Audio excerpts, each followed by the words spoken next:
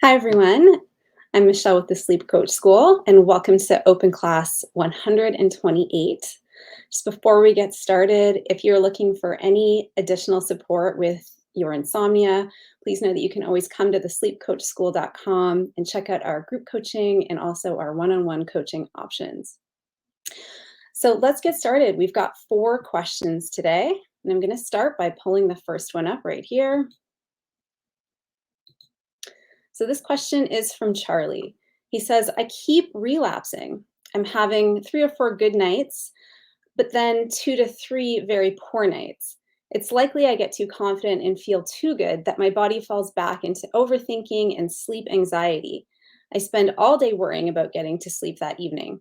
Then, when I get into bed, it feels like a performance, waiting for sleep to happen. My insomnia is definitely psychological as my body feels exhausted. It is particularly bad during weekdays when I know that I have a full day ahead of me.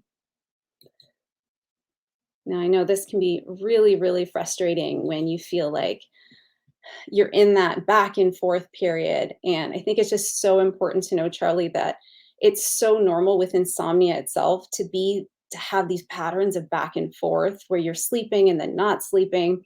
And also that is very familiar for the process of insomnia recovery as well, is kind of having a back and forth period and going through these speed bumps, which we like to call them, as opposed to setbacks, because there really is no such thing as a setback, because as you're learning and you're implementing these new teachings, you're always moving forward.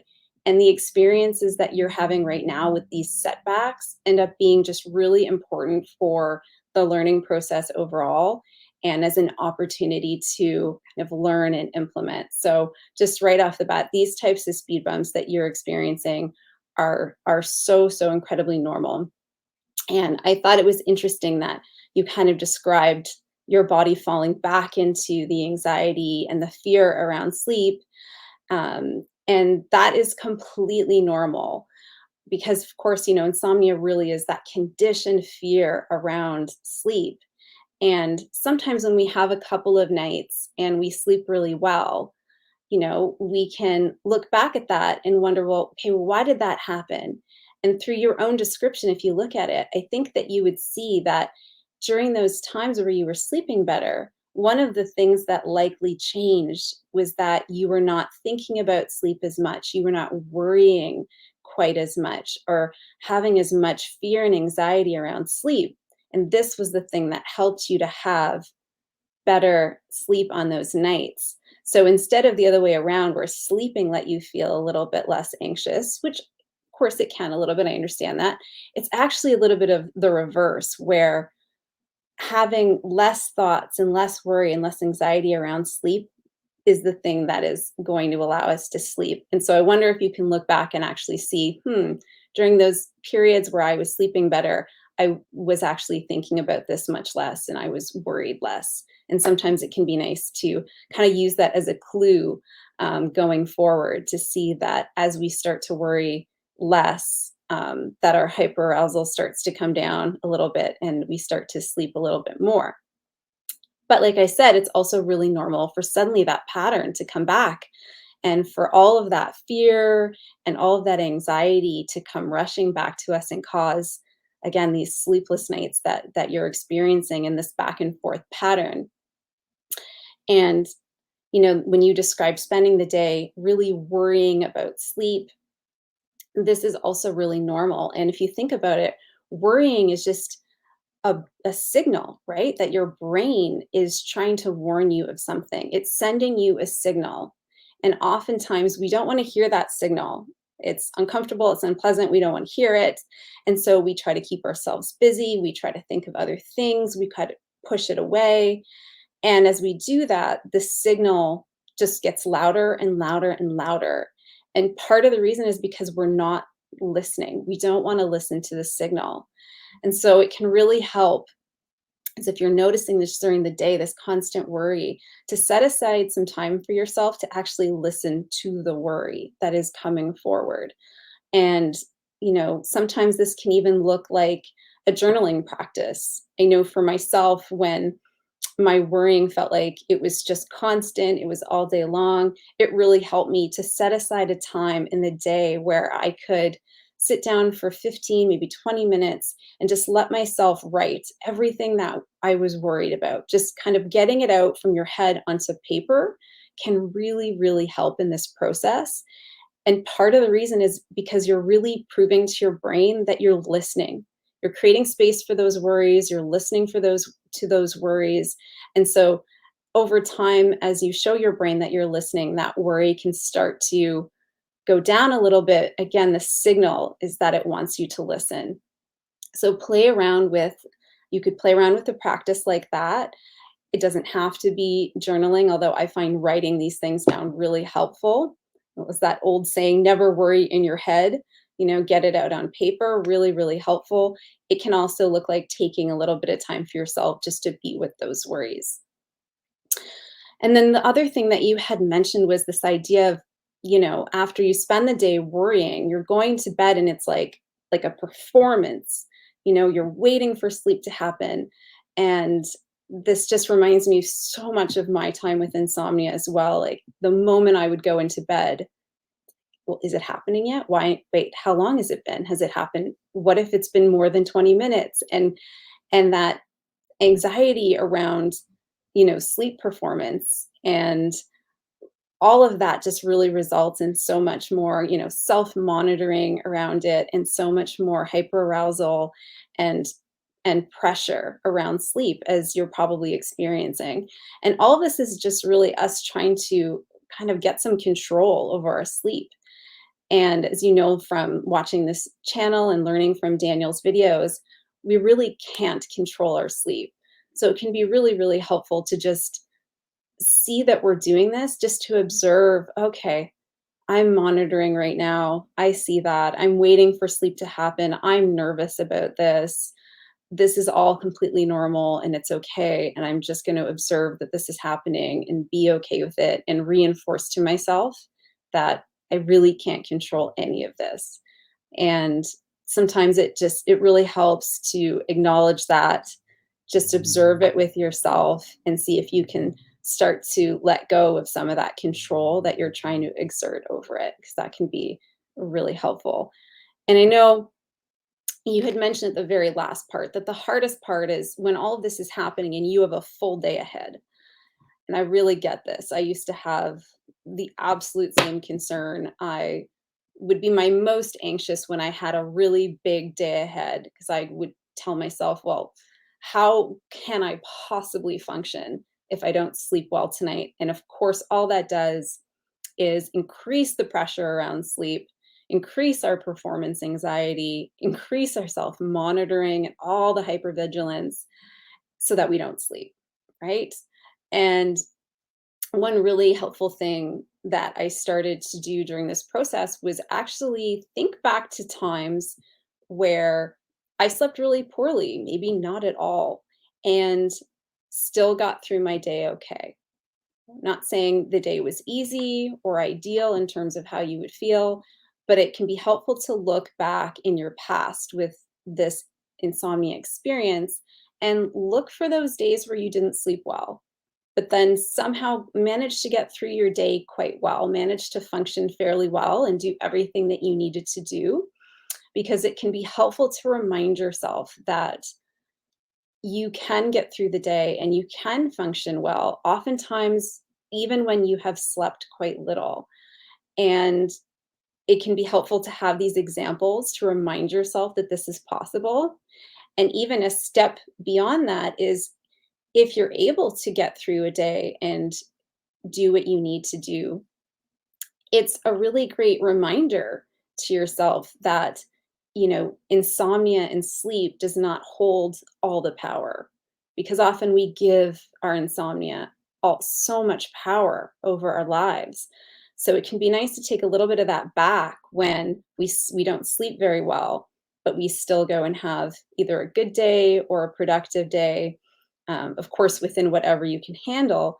But again, to reinforce that you don't need to sleep well to be okay the next day.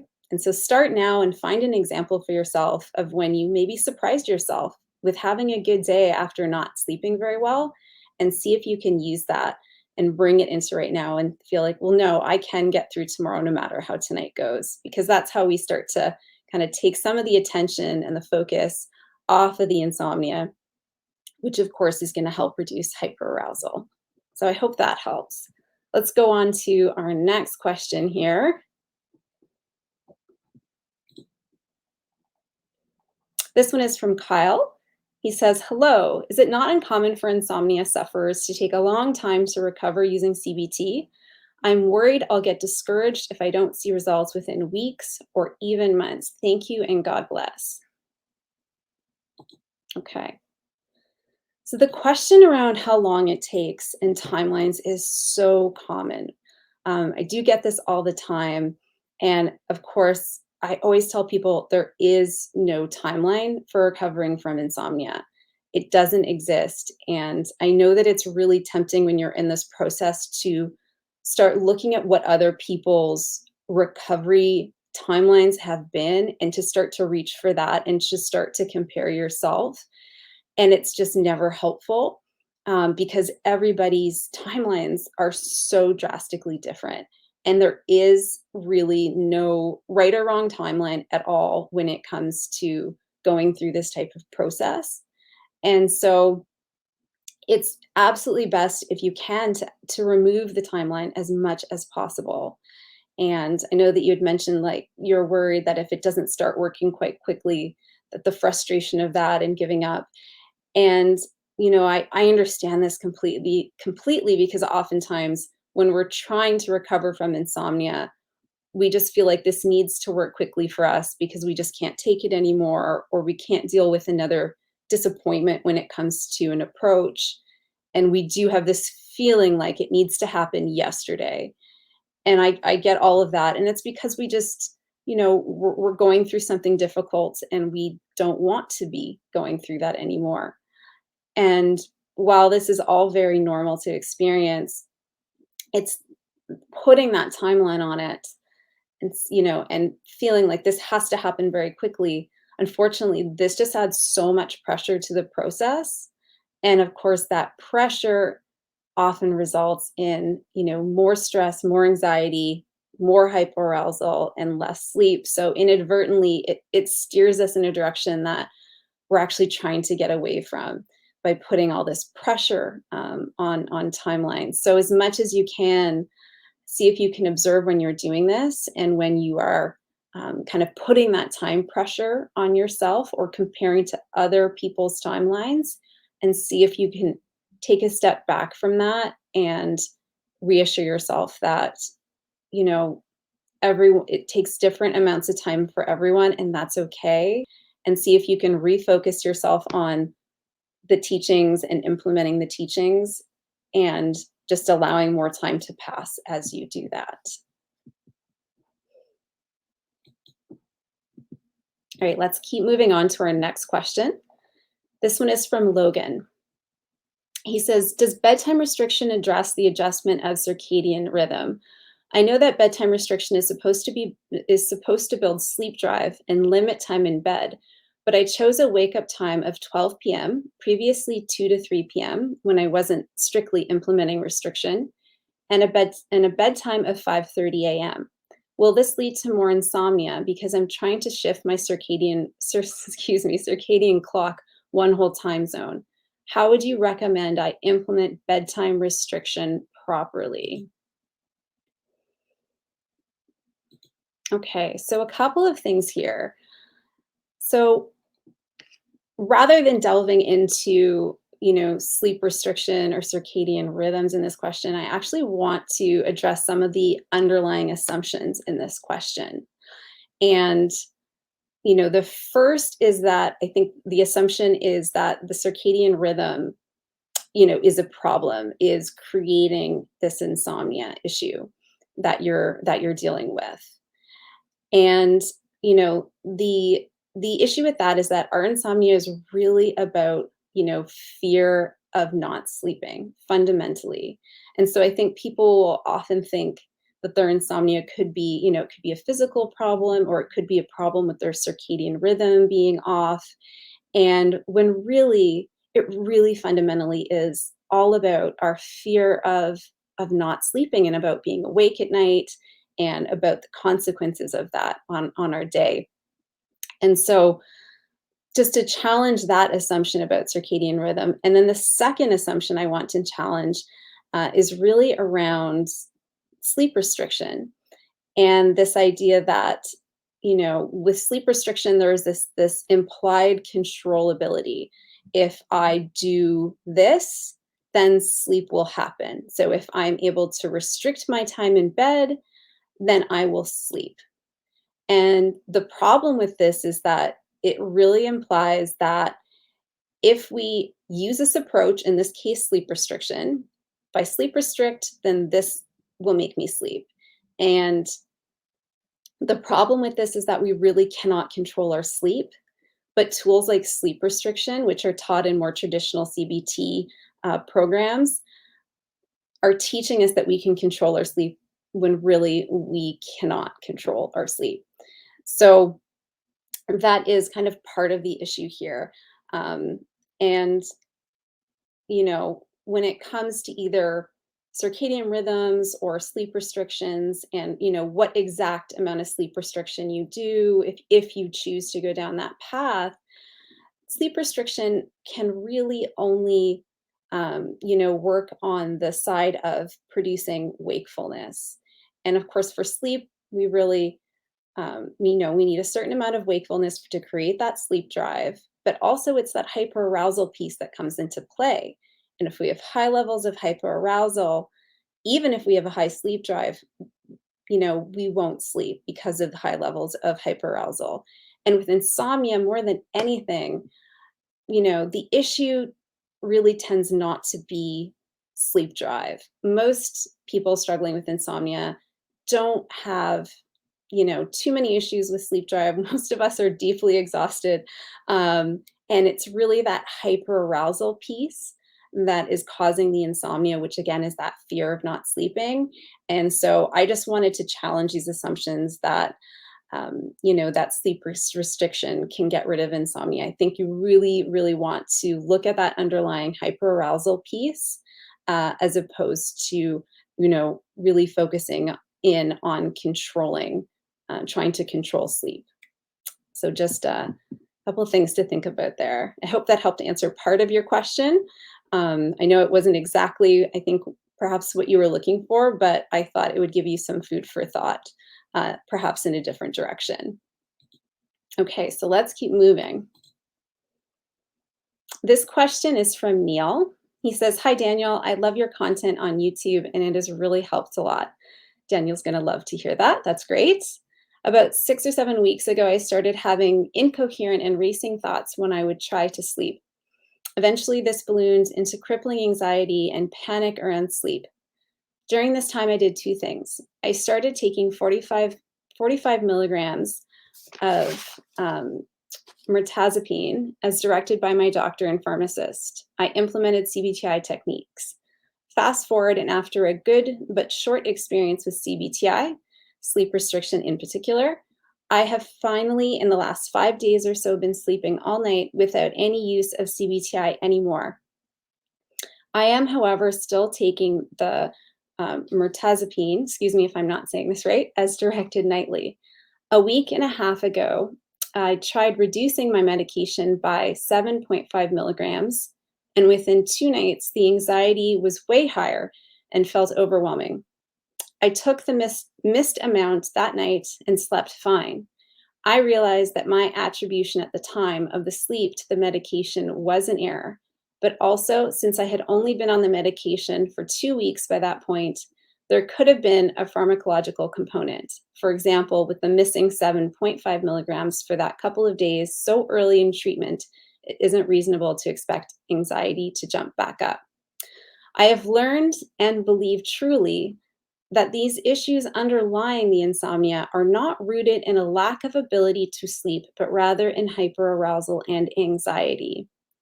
The anxiety is very sporadic, not even coherent when I have the racing thoughts. It's like a radio I can't shut off. This has been substantially better of late, due again to the CBTi and I believe the medication has helped reduce it as well. Now I am looking forward and wondering about reducing mirtazapine. I have been recommended to stay on it for a while longer as things have just finally settled, and I am okay with being on it in the short term, say the next 2 to 4 weeks, give or take. Longer than that, though, I do eventually want to be off this medication. I watched your video on medication and it really helped. My question for you is, do you have experience with people trying to wean down off of mirtazapine? And if so, how has this experience been? I am comfortable taking it, or at least more comfortable than I was, and have few, if any, side effects from the medication. My second question is, if I understand that it is mirtazapine is really only playing a role in the anxiety side, should I be looking forward to reducing it? I would like someday to be off of it, but also feel as though I might be pressuring myself to come off of a therapy that is at least helpful too soon. Perhaps I am still too close to the traumatic feelings and anxiety around being up for so long and how awful that experience was that I am putting the cart before the horse and should be focusing more on being well now and continuing on that way rather than trying to get off of something that is helping me for the time being. Any advice you can provide would be greatly appreciated.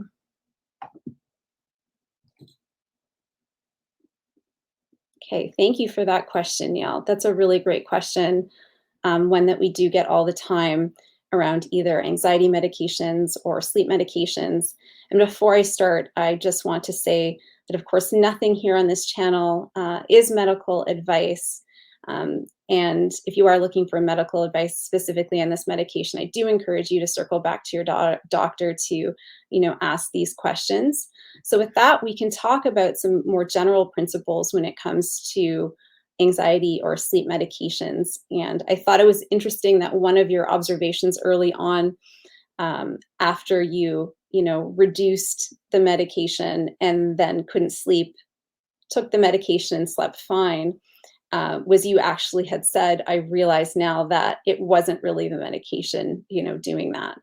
And that's so true, is that oftentimes the medication that we can take can work by delegation. This concept that if we take a medication, we then allow ourselves to stop worrying about sleep, right? We've delegated that to the medication that we've taken.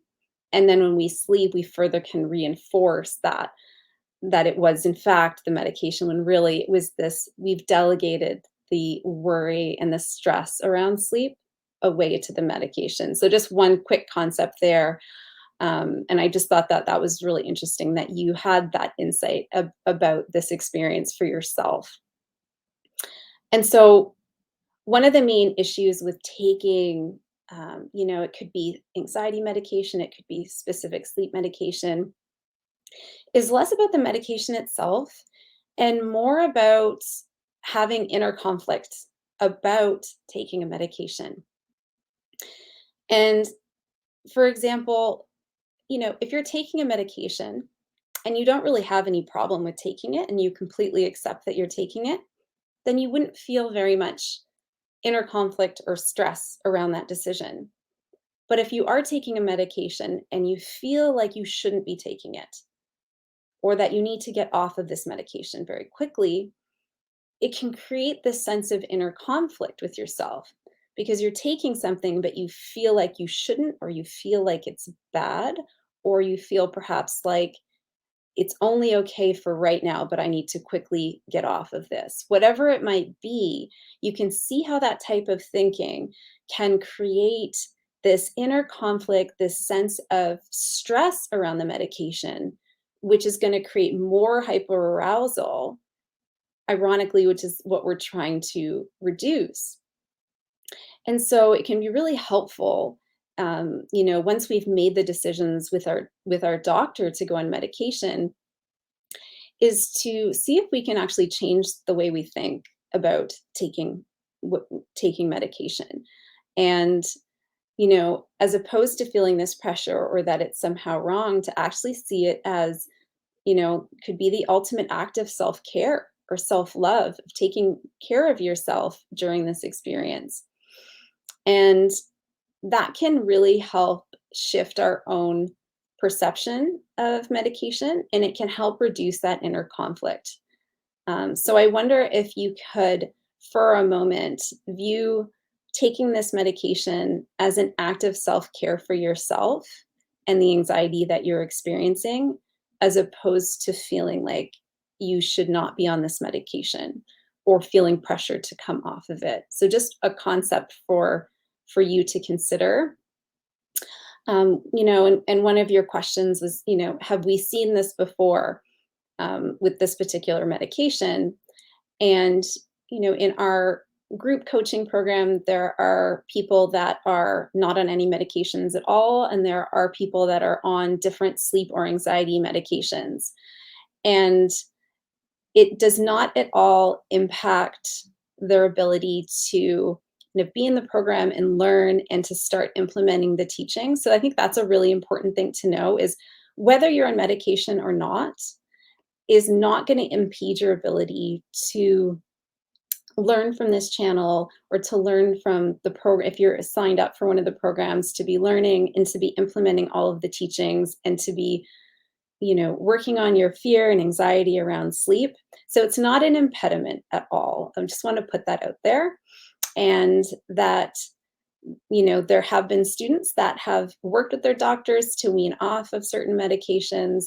And that's not something that we directly guide at the Sleep Coach School. We always refer for people to go and discuss the weaning process with their doctors. And the other thing to know is, almost like timelines, everybody will have a bit of a different experience when it comes to medications or going off medications. And that's why it's so, so, so important to discuss whatever plan you'd like to implement with your doctor, so that they can, guide that process and watch over that process. But just most importantly, know that, being on any type of medication is not going to impede any of the progress that you're making with your insomnia recovery. And it's so important that, viewing it as that act of self-care. Sometimes it could be the very thing that is kind of giving you the space or ability to, have the energy to show up and to learn all these new concepts, and to maybe make it a little bit easier to implement. So I wanted to go back for a moment because of one thing that you said at the end that I wanted to circle back to. Okay, yes. You said, should I be focusing more on being well now and continuing on that way, rather than trying to get off of something that is helping me for the time being?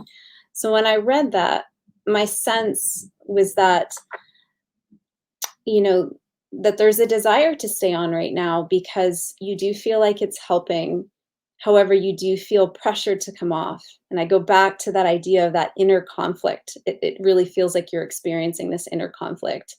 But all that to say, yes, it's absolutely okay for you to stay on any medication that you've decided with your doctor, if you feel like it's helping, and that it's not an impediment to, you learning and implementing any of these teachings along the way. And it won't impact your ability to overcome your insomnia.